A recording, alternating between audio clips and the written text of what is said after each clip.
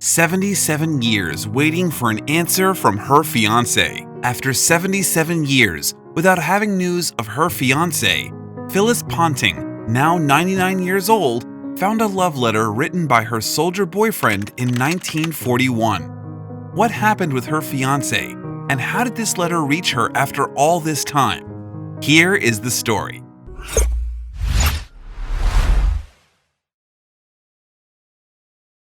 Phyllis Ponting from Wiltshire, England, would never know anything about her lover since the time of the Second World War. Bill Walker was serving in the Wiltshire Regiment at that time when he was sent to India. Since that moment, Phyllis stopped receiving his letters and any trace of Bill disappeared. On the last letter, sent by Miss Ponting to her boyfriend, she said yes to his marriage proposal. But she would never know how her now fiancé got the answer, since he just vanished after that.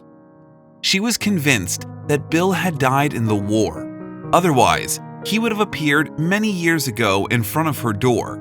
They would have married, and perhaps now they would be very happy. The truth is that she could never know for sure if her fiancé had died.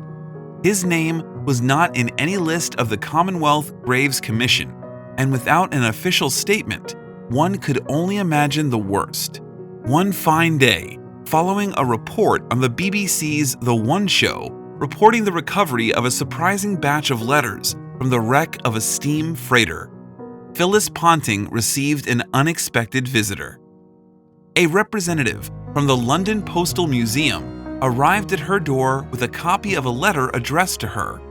She couldn't believe it. After all these years, she finally heard from Bill. It was unbelievable to her that the letter has been preserved for so long at the bottom of the sea, and especially the story behind it. It turns out that the freighter the letters came on was ambushed by German U-boats that attacked it and took it to the bottom of the Atlantic. It was amazing that the letter was there, and now she was reading it. In it, Bill told her, "I wish you had been here when I opened it. I cried for joy. I couldn't help it. If you could only know how happy it made me, honey."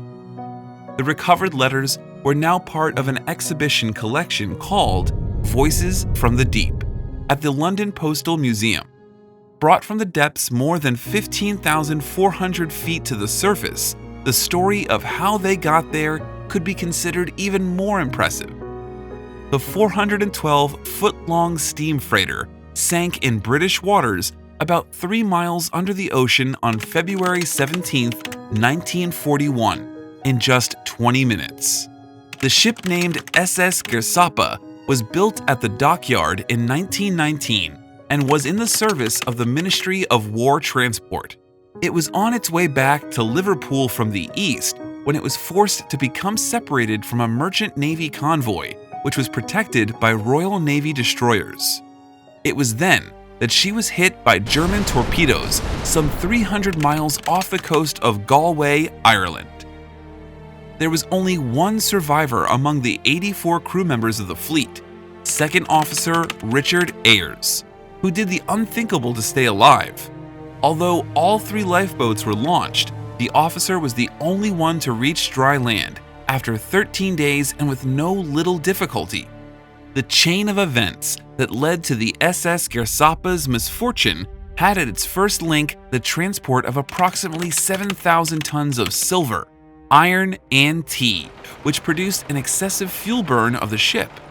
This fact worried Captain Harold Hyland, who finally opted to ask permission to leave the convoy, as he feared he would run out of fuel before he could reach Liverpool. They were sailing alone when they were surprised by the German submarines, which, without hesitation, launched their torpedoes against the boat.